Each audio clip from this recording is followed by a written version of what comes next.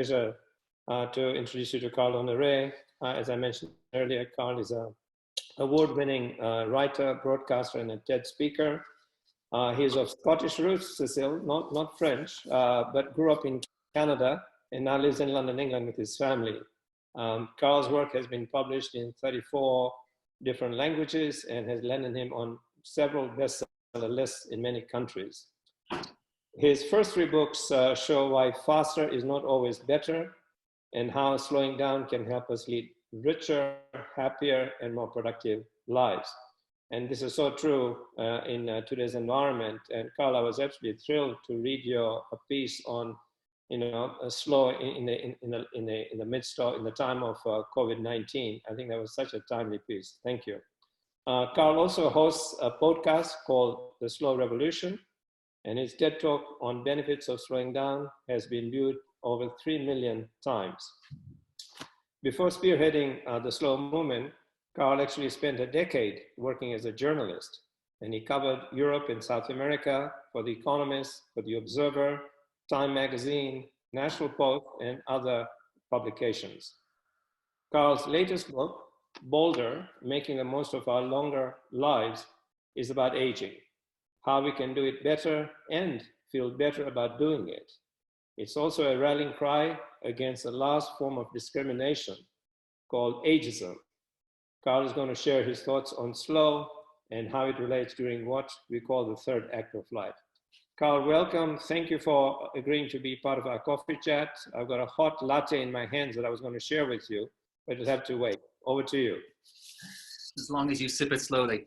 Thank you very much, Mebs. It's wonderful to be with you all. It's a thrill, really. I'm a huge fan of the What's Next network. I feel that there's so much symphony between what you're talking about and the kind of work I'm doing, trying to redefine what later life can mean and look like. And that's also a kind of ray of sunshine in this quite dark time, isn't it, to gather so many people around for a conversation. The whole idea of going for coffee was so simple and so automatic before. And now it's not there anymore for us, but we've found other ways to do it. So I'm looking forward to this. These are very strange times. I mean, as Meb said, I live in London, England, and you can't see outside, but I can from where I'm sitting, and it's 25 degrees and the sun is blazing. It's a blue sky, and it's early April, right, in London. So you know something is not quite right in the world when the weather is that good this early in the year. What T.S. Eliot famously called April is the cruelest month. It's a cruel month for many reasons at the moment, but at least here in London, we've got a bit of sunshine. But I'm not here to talk about the weather. I'm going to talk about slow and then make a kind of connection to slow and later life. And then we're going to throw it open and I'll stop talking and hopefully we'll have a conversation crisscrossing across the screens and back and forth. So I was sort of wondering how to kick off. And I thought I'd start by drawing your attention to a news story that made headlines here in London a little while ago. This was before Corona. And it was about a couple who were getting divorced and they went to the court and the judge said to them, "What happened? What went wrong? Why are you here?" And the husband answered first. He said, "Your Honor, it's a long story. We married young and we grew apart over the years. But the moment I realized that this marriage was finished, just dead in the water, was one night when my wife and I were in bed together and we were making love. And I closed my eyes for just a few seconds. And when I opened them up again, I caught my wife reading email on her iPhone, while we're in the middle of doing it." Now, there are obviously 2 conclusions we can draw from a news story like that. The first, obviously, is that the husband in question, my guess is that guy really needs to brush up on his bedroom technique a little bit, right? There is a husband who's been riding on his laurels for too long. But the second conclusion is the more apposite and useful for us this morning, your morning, my afternoon. And that is that, like that woman glancing at her inbox while making love to her husband, we've all forgotten how to switch off, how to unplug. We've forgotten how to give ourselves over completely to another person or a moment. We've forgotten how to do one thing at a time. We've forgotten how to slow down. And it's not surprising, I don't think, is it? Because this is the world we live in, whether we're in Toronto, California, London, a world stuck in fast forward, a world obsessed with speed, with cramming more and more and more into less and less time. For many of us, even away from the workplace, even when we're at home with our loved ones, every moment of the day can feel like a race against the clock. This is the world of speed reading, speed walking, speed dialing, speed networking, speed dating, and even things that are by their very nature slow, that are designed to shift us into a lower gear. We end up trying to accelerate them as well. So there's a gym not 5 blocks from the house where I'm sitting right now that offers an evening course in speed yoga, right? For time-starved professionals. They want to salute the sun and bend their bodies into the lotus position, but they want to do it in 10 minutes instead of an hour. And I thought speed yoga was the most absurd manifestation of this roadrunner culture, till a friend of mine in the United States got invited to, listen closely because you might not believe this is true, but it is. He got invited to a drive-through funeral, right? Drive-through funeral. Now, I wish this didn't exist, but it does. The church places the coffin at the entrance. The mourners pull up by car alongside the casket. They then say farewell to a loved one through a pane of glass. It's like picking up some, coffee at a Tim Hortons takeaway, right? Or a Big Mac at a drive-through McDonald's. It's fast, but is it a funeral?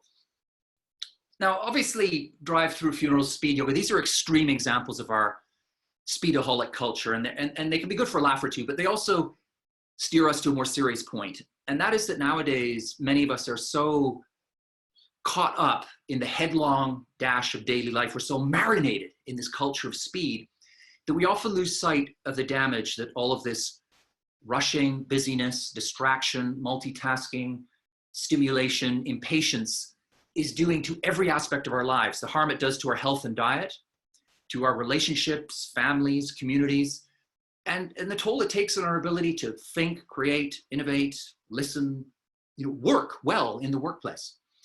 Many of us, I think, are racing through our lives now instead of living them. And when we get stuck in fast forward like that, it often takes a shock to the system, something that makes you realize you've forgotten how to put on the brakes and that this is doing you real harm. And for many people, that wake-up call takes the form of an illness. The body just one day says, no, that's it. I cannot take the pace anymore, and you have a burnout or a heart attack, or you can't get out of bed one morning. Or maybe a romantic relationship goes up in smoke because you haven't had the time or the tranquility to listen, really listen to the others and to be with them, to switch off your smartphone in bed. My wake-up call came when I started reading bedtime stories to my son. And back in those days, I just could not slow down. So I'd go into his room at the end of the day, sit on the bed with one foot on the floor and speed read Snow White. Yeah, so I'd be skipping lines, paragraphs. I became an expert in what I called the multiple page turn technique. I don't know if there are any parents out there, but I'm guessing if you can see some nodding heads. We've all done it, right? You try and flick 2, 3, but it never works because these confounded kids know the stories back to front, right? So my son would always catch me out. He'd say, Daddy, why are there only 3 dwarves in the story tonight? What happened to Grumpy? And this lamentable state of affairs went on for some time until I caught myself flirting with buying a book I'd heard about, a book called The 1 Minute Bedtime Story, right? So Snow White in 60 seconds. And my first thought when I heard about this book was, hallelujah, right? That's a really good idea. I need that book now. Amazon drone delivery. But then my second thought was very different. I thought, whoa, has it really come to this? Am I really in such a hurry? I'm prepared to fob off my son with a soundbite at the end of the day. And it was a moment of genuinely searing epiphany, almost like an out-of-body experience. You suddenly see yourself in sharp relief from the side. And what I saw there was just ugly, it was unedifying, and it was utterly wrong. I realized then in that moment that I had lost my compass, I'd lost my way, I'd lost my mind, right? And I realized then that I needed to change. And so I set off to try to understand not only my own addiction to doing everything faster and being busy all the time, but to understand the bigger picture as well as a journalist and a writer. And so I spent a couple of years traveling around the world investigating our obsession with going faster. And I came back with good news. And that is that wherever you go in the world nowadays, more and more people are doing the unthinkable. They're slowing down in every walk of life. And they're discovering that contrary to what conventional wisdom always tells us, which is that if you slow down, you're boring, you're stupid, you're lazy, you're unproductive, you're unhappy, you're roadkill, that the opposite turns out to be true. That by slowing down judiciously at the right moments, people find that they eat better, make love better, raise their children better, think better, work better, live better. And this rising surge of deceleration that you see around the world has a name. People call it the slow movement or the slow revolution. Now, I want to make it very clear up front, and Mebs alluded to this in the introduction, that when we talk about slow with a capital S, doing things slow, it doesn't mean doing everything very slow. I mean, that would just be preposterous, right? It would be ridiculous. I'm not an extremist or a fundamentalist of slowness. I love speed, right? Faster is often better. We all know that, but not always. And that's the key really to this whole slow culture quake, because slow with a capital S is about doing things at the right speed. Sometimes fast is exactly what the doctor ordered, but other times slow is the way to go. Musicians talk about the tempo giusto, the idea that each piece of music has a natural, correct, perfect tempo, speed, rhythm for it. And that in a sense captures, I think, what slow is all about. Slow really is, it's a mindset, I think. It's a way of being in the world. You can think of it as quality over quantity, the whole mindfulness thing, being mindful, present in the moment, all that stuff. In some ways, for me, it boils down to something very simple, which is you try to do everything not as fast as possible, but as well as possible, which is in its essence a very simple idea, but actually at the same time immensely powerful and hugely revolutionary in a society obsessed with going faster and speeding everything up. And once you take that slow chip, once you arrive at each moment of your day thinking, how do I live this moment at the right speed rather than how do I get through it as fast as possible, maybe juggling two other things at the same time, then everything alters, right? That is the game changer, which is why wherever you go now in the world, you'll find people bringing the lens of slow with a capital S to the party and saying, how can I do this thing better in every field of human endeavor? How can I do this thing better by slowing down a little bit, slowing down to the right speed, finding the right speed, finding the tempo giusto. And so, you know, there are now movements, slow movements in every field. Many of you, I'm sure, have heard of slow food, which started in Italy, but of course it's spread around the world. There's, you know, slow cities, slow medicine, slow sex, slow education, slow travel, slow fashion. And in the workplace too, slow management, slow leadership, all of that stuff. And in fact, the workplace, I always assumed would be, and in some ways has proved to be perhaps the toughest nut to crack when it comes to selling the idea that slower can sometimes be better than faster. But even in the workplace, forward-looking thinkers and companies are coming around to the idea that if you only have one speed at work and that speed is turbo, then you're heading for a fall, right? Because not only are you going to burn yourself out in the longer term, you know, physically and mentally, but right from day one, you won't be able to think as clearly, you'll make more mistakes, you won't be as creative, and won't be able to connect with people as well. The Economist magazine, not so long ago, did a big survey looking at pace in the modern work world and came to a conclusion that is in fact a perfect summation of the slow philosophy. It's almost a tailor-made, pithy economist resume of everything that I've been talking about all these years. The final paragraph of that article in The Economist said, forget frantic acceleration. Mastering the clock of business means choosing when to be fast. And we all know that part, right? That's a given. When to be fast, but also when to be slow, right? When to be fast and when to be slow. And in a sense, that's what it all boils down to, is that relearning the lost art of shifting gears, you know, moving back and forth between fast and slow and all the different tempos and rhythms and speeds in between. And once you get that into your system, into your head, that's when the music and the magic happen, whether it's the workplace, the kitchen at home, bedroom, your children, or wherever it is.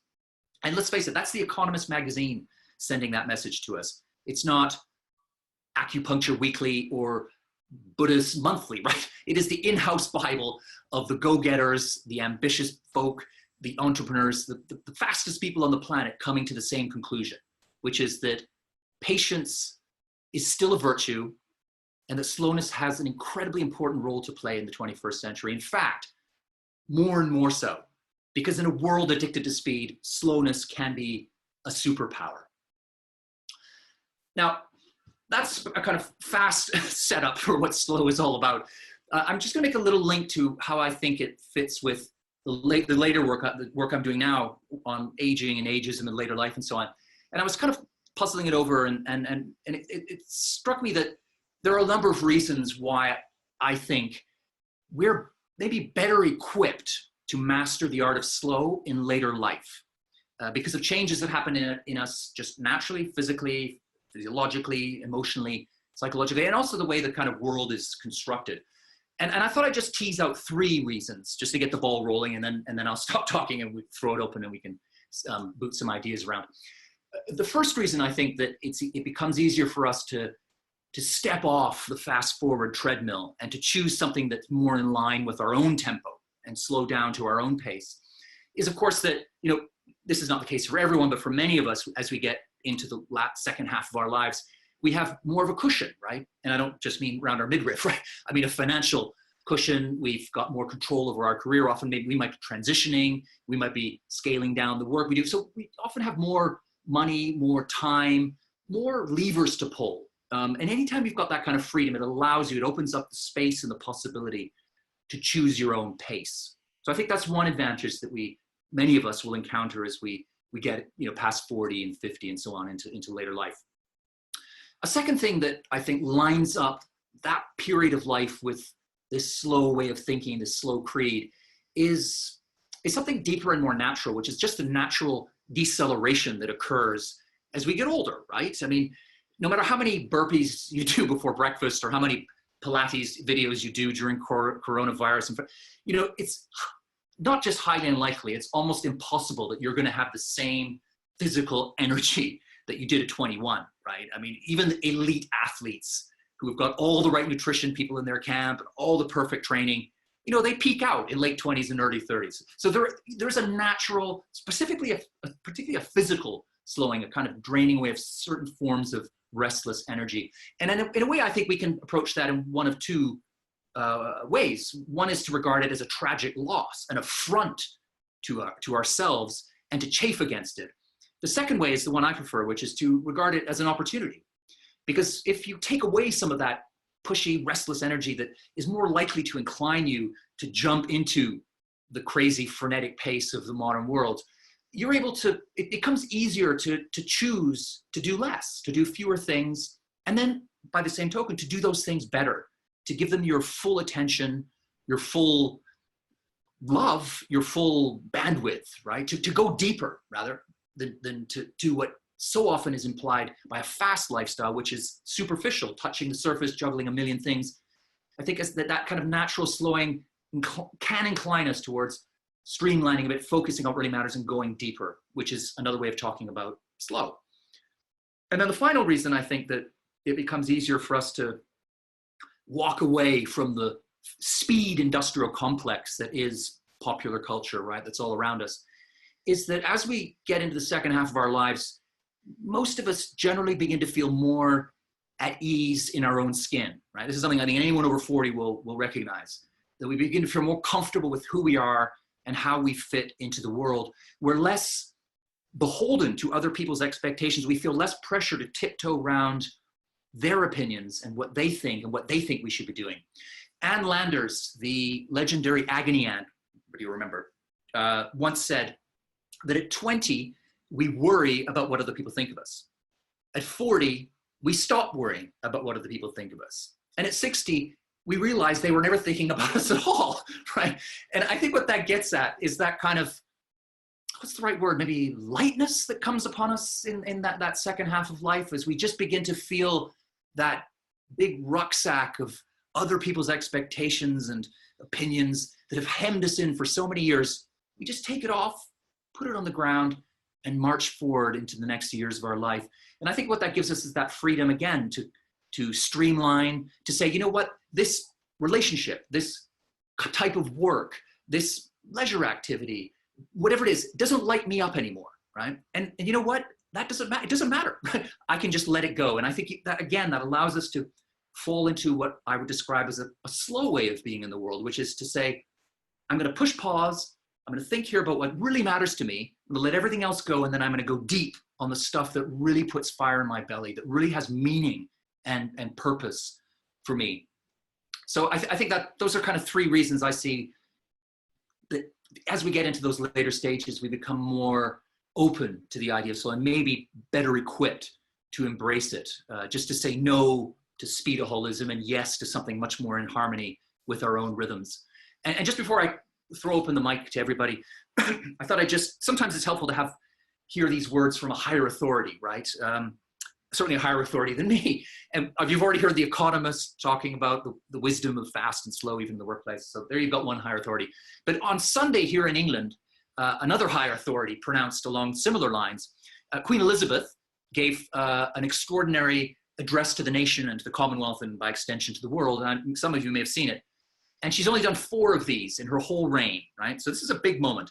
And halfway through her very short discourse, she said, we should embrace this moment of Corona, this shutdown, as a chance to, and I'm quoting her, a chance to slow down, pause, and reflect. And I'm just going to leave that there because Queen Elizabeth, for all the faults of her courtiers and family members, seems to me to have always had a kind of luminous, calm wisdom about her. And I think she really put her finger on something very important there. And I hope that will be the spirit of what comes, in this coffee chat as we carry on, is that we will use this as a time to slow down, pause, reflect, and also to share ideas about how we can put these ideas into practice and the things that we learn in this moment, how can we carry them forward once the world hopefully gets back to normal again. So, thank you.